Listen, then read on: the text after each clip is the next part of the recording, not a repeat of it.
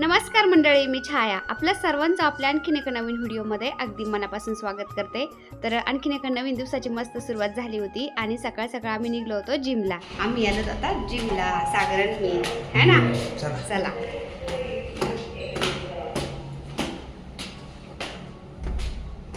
इथं लिफ्ट पण आहे, पण लिफ्टने असं वाटतं अडकलं मध्येच, म्हणजे काय करायचं.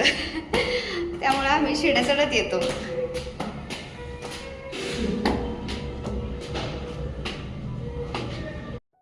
तर हे मस्त असं पावसाचं वातावरण झालंय आणि आता म्हटलं देवपूजा करायची ना, तर झाडाचे फुलं तोडून घेते. आणि हे गराण्याला किती छान फुलं आलेत, एकदम मस्त फुलं आलेत. आता गराण्याचे फुलं तोडते आणि एक जास्वंदीला पण छान फुलं आलंय बरं का. तर अशी 2 कलरची जास्वंदी आहे. हे पिवळं आणि लाल, म्हणजे पिंक आणि पिवळ्या कलर मध्ये फुले जरा जरा. हे तर फुल आहे खूप छान. हे पण घेते आणि कन्हाऱ्याला पण छान फुलं यायला लागलेत आता. तर पाऊस झाल्यानंतर आहे ना, काहीतरी वेगळीच चमक येते झाडांच्यावर आणि फुटतात पण छान. जिम वरून आल्यानंतर आंघोळ पांघोळ झाली, सगळ्यांना चहा केला एकदा आणि त्यानंतर आता देवपूजेसाठी फुलं तोडायला आले होते टेरेसवरती. हे मंडळी, रेनलिलीला किती फुलं आलेत. पिंक कलरच्या रेनलिलीला पण आलेत आणि व्हाईट कलरच्या पण आलेत. आता पावसाचं वातावरण आहे ना, खूप फुलं आहेत. आणि ते तिथं पण किती फुलं आलेत. हे इथं तर एकदम असं कुंडीच भरून गेले, एकदम गुच्छांनी फुलं आलेत. असं रेनलिलीचे फुलं पाहिजे ना, खूप छान वाटतं. आणि माझी तुळस किती भारी झाली बा, म्हणजे मी लावली पण नाही, आपोआप आली. बी पडला असेल ना, तर ती 2 तुळशी त्याच्यामध्ये आपोआप आल्यात. तर हे खाली कुंडी होती बरं का, म्हणजे खाली बादली होती ही, याच्यामध्ये काहीच नव्हतं.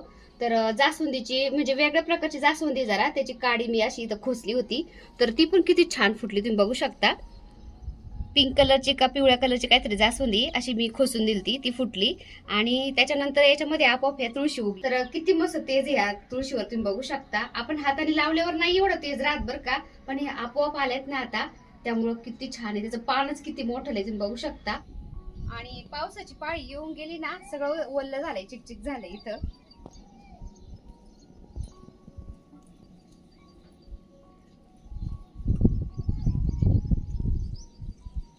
तर हे इथं पण कृष्ण कमळला फुलं आलेत मस्त. आणि हा आपला आलमंडाचा वेल आहे ना, खाली लावलेला आहे बरं का, खालच्या गार्डन मध्ये. पण तो वरती आलाय ना, तुम्ही बघू शकता किती दाट झालाय. त्याचं फुल खूप छान आहे बरं का. आलमंडामधून आहे ना लाल कलरचं पण भेटतं बरं का, पण आमच्या इथं भेटलंच नाही. भेटलं तर नक्की घेऊन येईन. याचं फुल तुम्हाला मी दाखवते, पहा किती आकर्षक आहे. तर हे तर ह्या वेलाला आलमंडा वेल बोलतात. त्याचा असा वेल जातो घरावर, खूप भारी वाटतो. आणि 12 महिने हिरवा राहतो आणि त्याला 12 महिने फुलं येत राहतात. फुलं तोडून घेतल्यानंतर आता खाली आले आणि आता देवपूजा करत होते. आणि देवपूजा झाली की मग बाकीचे पटापट कामं आवरून घेते. तर आकाश आला होता ना शुक्रवारी, तो गेला सोमवारी सकाळीच गेला. पहाटे 4 वाजता उठून मी त्याला सगळा डब्बा वगैरे करून दिला, त्याचं आवरून दिलं. त्याचे पप्पा त्याला बस स्टँडला सोडून आले. आणि त्याच्या कॉलेजला नगरमधले पण 2-3 मुलं आहेत ना सावळीचे, तर ते पण आले होते त्याच्याबरोबर. मग ते सगळे संगच गेले. आणि आता 2 तारखेला आकाशचा बर्थडे आहे ना, 2 ऑगस्टला. तर शनिवार रविवारच येतो बरं का. त्याला म्हणलं एवढ्या शनिवार रविवारी येतो, त्यानंतर मग नको लवकर येऊ. तर येईन म्हणला. आणि बाहेरचं सगळं सडा रांगोळी झालं, देवपूजा झाली, सगळं आवरलं बाकीचं वरचं. आणि आता मला स्वयंपाकाला लागायचं होतं ना, त्याआधी म्हणलं सगळ्यांना एकदा चहा करून देते आणि मग स्वयंपाकाला लागते.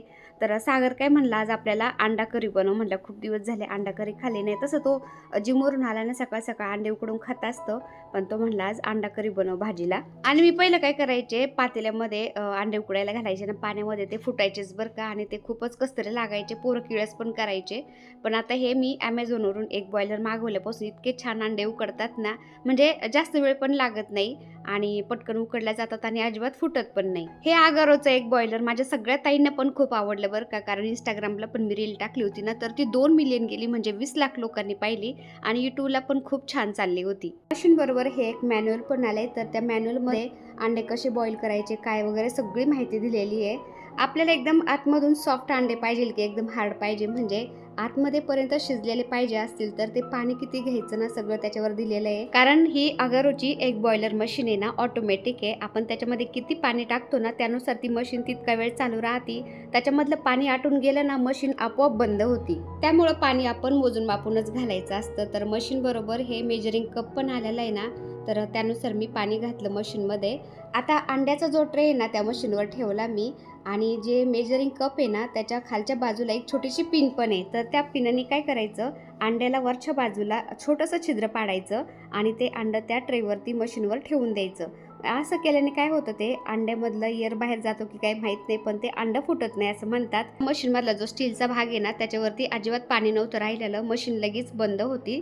सेन्सर असतील बहुतेक त्याला, तर ते पाणी संपलं तसं ती मशीन पण बंद झाली होती. अंडे छान आतमध्ये पर्यंत शिजले गेले होते. आता तुम्हाला ही मशीन पाहिजे असेल ना तर डिस्क्रिप्शनमध्ये मशीनची लिंक दिलेली आहे.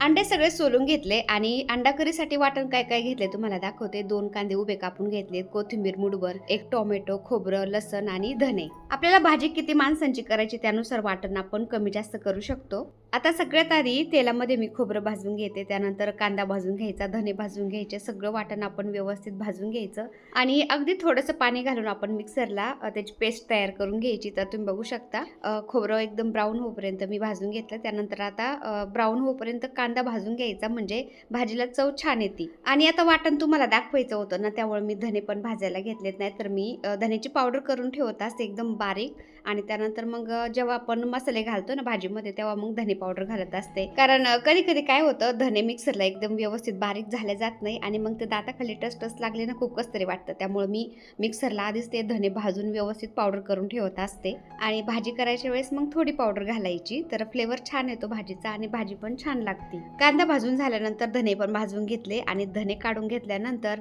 त्याच्यामध्ये 1 टोमॅटो मी कापून घेतलं होतं ना, तर ते टोमॅटो, लसण, कोथिंबीर सगळं व्यवस्थित थोडंसं भाजून घ्यायचं. थोडंसं अद्रक असेल तर तेही आपण याच्यामध्ये घालू शकतो. आता वाटण भाजल्यानंतर सगळं ताटामध्ये काढून घेतलं, 5-10 मिनिटं थंड होऊन द्यायचं आणि थोडंसं पाणी घालून आपण मिक्सरला त्याची एकदम बारीक पेस्ट तयार करून घ्यायची. आणि त्याच कढईमध्ये आता थोडंसं तेल घेतलं आणि एक मोठा कांदा बारीक कापून घेतला, तो घालते त्याच्यामध्ये आणि मस्त तो थोडासा ब्राऊन होईपर्यंत परतून घ्यायचा. आता हा कांदा घालायचा की नाही तो ऑप्शनल आहे बरं का, आपल्याला नसेल घालायचं तर आपण तेलामध्ये डायरेक्ट आपण ते पेस्ट बनवलेली ना वाटणाची ती घालायची आणि परतून घ्यायची, किंवा घालायचा असेल तर आपण हा कांदा घालू शकतो. मला आवडतो त्यामुळे मी कांदा घातलाय. कांदा परतून घेतला, त्यानंतर वाटण वाटून घेतलं होतं ना मिक्सरला, तर ते वाटण घालते याच्यामध्ये आणि छान तेल सुटेपर्यंत परतून घ्यायचं.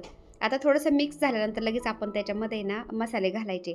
आपल्याला तिखट कसं लागतं त्यानुसार आपण लाल मिरची पावडर घालायची, गरम मसाला घालायचा, हळद घालायची, म्हणजे आपण जे रोजचे बेसिक मसाले वापरतो किंवा आपल्याला तिखट कसं लागतंय त्यानुसार आपण मसाले घालायचे आणि मस्त परतून घ्यायचं पुन्हा एकदा. आता अचानक जेवणामध्ये एखादी व्यक्ती वाढली असेल, आपल्याला ती भाजी वाढवायची ना, तर काय करायचं, एखादा चमचाभर बेसन पीठ आपण भाजायचं आणि पाण्यामध्ये मिक्स करून त्याच्यामध्ये म्हणजे भाजीत घालायचं.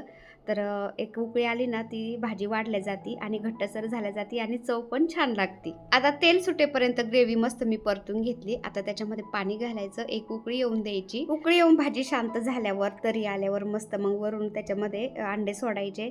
नाहीतर मग आपण अंडे आधी सोडून जर पुन्हा उकळी येऊन दिले ना, तर ते अंडे आपण कट करून टाकले असले ना, तर ते अंड्याचा पिवळा भाग असतो ना मधला, तर तो सगळ्या ग्रेव्हीमध्ये मिक्स झाला जातो. त्यामुळे आपण उकळी आल्यानंतरच ते अंडे भाजीमध्ये सोडायचे. चवीनुसार मीठ घातलं. आता एक उकळी आली ना हलकी, त्याच्यामध्ये अंडे सोडून देते. तर ही ग्रेव्ही आपण चिकनची भाजी करण्यासाठी, फिश करी करण्यासाठी, म्हणजे असं बोंबील वगैरे करण्यासाठी पण म्हणजे करू शकतो. तर भाजी एकदम छान होती. कोणतीही भाजी करा तुम्ही या ग्रेव्हीमध्ये, अशी पद्धतीने भाजी छान होते. नक्की ट्राय करून पहा. अंडे सोडूपर्यंत एकदम मंद गॅस होता. आता अंडे सोडल्यानंतर मी गॅस बंद केला. भाजी मस्त झाली होती. तर त्यानंतर जेवण झाले. दुपारी थोडा आराम झाला. एक प्रमोशनचा व्हिडिओ शूट झाला. संध्याकाळची वेळ झाली होती. तर फौजी साहेब काय बोलले, छान वातावरण झालंय, चल बाहेर फिरायला. तर आम्ही थोडंसं बाहेर फिरायला निघलो. आणि आता आभाळ तर भरपूर येते, पण पाऊस अजिबात येत नाही बरं का. आभाळ येतंय नुसतं पळतंय, सगळं कोरडं झालंय. आता पाऊस कधी येतो काय माहिती पुन्हा. तर संध्याकाळची वेळ झालेली होती. आम्ही फिरून आलो आणि त्यानंतर आता हलका अंधार पण पडायला लागला होता ना. फिरून आल्यानंतर फौजी साहेब काय बोलले, चल आपण थोडंसं गार्डनमध्ये वरती जाऊन बसू, छान वाटतं. तर टेरेसवरती आल्यानंतर राजू पण आला. तर मग मस्त आम्ही थोडा वेळ गप्पा मारत बसलो. आणि आमच्या टेरेसवरती ना म्हणजे दिवसापेक्षा पण रात्रीचं एवढं भारी वाटतं ना, सगळ्या लाईटी वगैरे लावलेल्या आहेत ना, तर झाडं चमकत आहेत लाईटीमध्ये आणि खूपच म्हणजे भारी वाटतं बरं का. उन्हाळ्यात तर काय व्हायचं, राजू कामावरून आला, फौजी साहेब आले, मग आम्ही सगळे मुलं आम्ही सगळे टेरेसवरतीच राहायचो. स्वयंपाक पण टेरेसवरतीच करायचा, जेवण पण टेरेसवरतीच करायचं, फक्त रात्रीचं झोपायला खाली जायचं असं करायचो. खूप छान वाटायचं, थंड वातावरण राहायचं म्हणजे हवा सुटायची छान ना, बरं वाटायचं जरा. टेरेसवरती आम्ही संध्याकाळच्या वातावरणाचा मस्त आनंद घेतला. त्यानंतर खाली गेले मी, कारण मला दिवाबत्ती करायची होती, संध्याकाळचा स्वयंपाक पण करायचा होता. तर आजच्या पुरतं इतकंच बरं का. चला भेटूया दुसऱ्या व्हिडिओमध्ये, तोपर्यंत बाय.